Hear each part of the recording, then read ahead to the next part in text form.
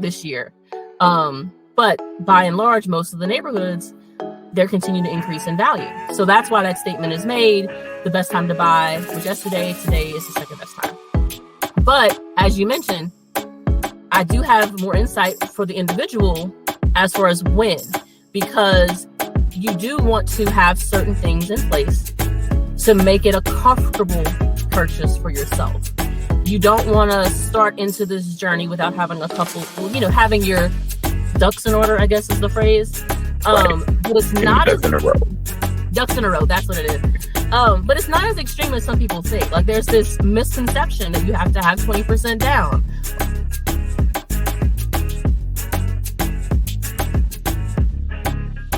Down, or you're gonna be wasting your money. That's not true. That's not true at all. Okay, so the core of it is that there are down payment options all the way down to 0%, right? Of course, the more that you put down, the lower your interest rate tends to be. Right. So what I tell a person who doesn't have a lot of money to put out of pocket is, buy with what's comfortable for you. Refinance when the interest rate drops. That's the goal. You kind of just made a good point about the concern about having the money down to 20% down, and even with the increase in pretty much the price of everything is going up these days, inflation, all of the good stuff, right? Yeah. So as the resident expert, what would you I would assume that you would have ways that somebody who's trying to buy their first home will be able to lower their expenditure, to come out of pocket with less, or have a way to keep a little bit more in their pocket. I definitely do my best effort for that. I even had one client who received a check at the closing table. He got money back, so I do my best to keep the costs as low as possible. So what were you saying? I said, who doesn't like a free check? I'm saying it, right? I try to keep the costs as low as possible. And there are certain things you can put in place that will help you with that. So number one is I provide lender match. So what that is I present you with options for various mortgage products. And of course, all my clients can do their own research as well. But I stay in contact with my network of lenders. That's how I knew, for example, that there's several options for 0 down payment right now. There's even more options for 3% down payment. So what does that look like number-wise? That looks like number-wise that I can help a person get into a property with as little as $2,500 of their out-of-pocket expenses. That's what it looks like. The bare brass tacks of it, that's what it looks like. Now, to give more details on that, it depends on which of the down payment options are you getting. You're going to have to do an appraisal, an inspection, and a deposit, right? But the appraisal, inspection, and deposit all together cost about $2,500. So if you get one of those no down payment options, that's your expense. So there's also closing costs. We can get the seller to pay those, especially in the current market. A lot of sellers are willing to pay the closing costs if it means securing a buyer for their property, because there's not a lot of buyers right now, right? So if somebody listening to this has at least $2,500 that they are willing or able to put toward a home, if they have at least a 600 credit score or higher, they can get into a home right now. So if that's something that you want to do, you should. And if somebody tells you, oh, don't buy, because there's all those scary people, they're like, don't buy because the interest rate is higher now than it was last year. The thing is that it normalized. It's back to normal.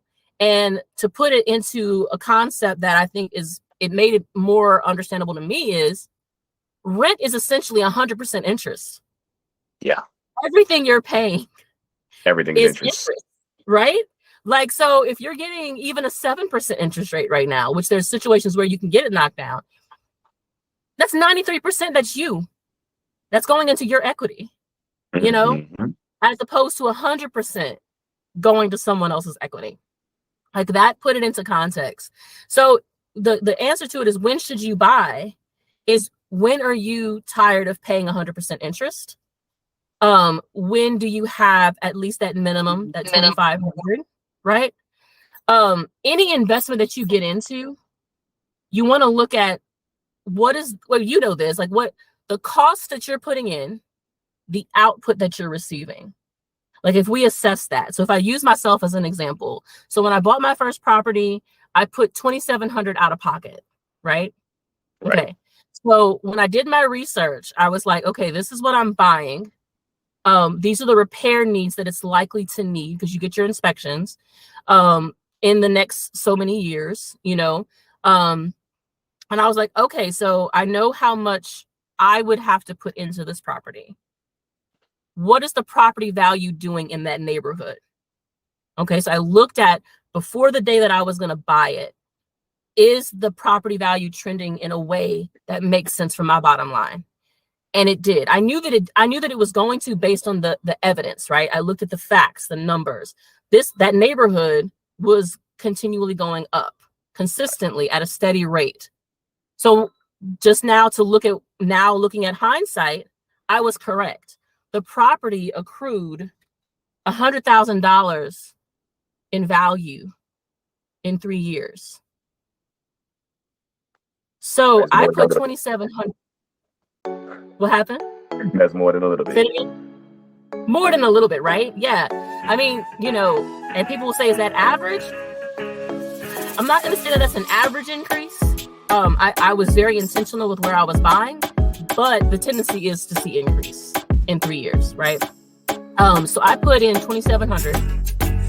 In those 3 years, I spent about $12,000 on updates that I wanted to make. The biggest one being I did a new roof, right?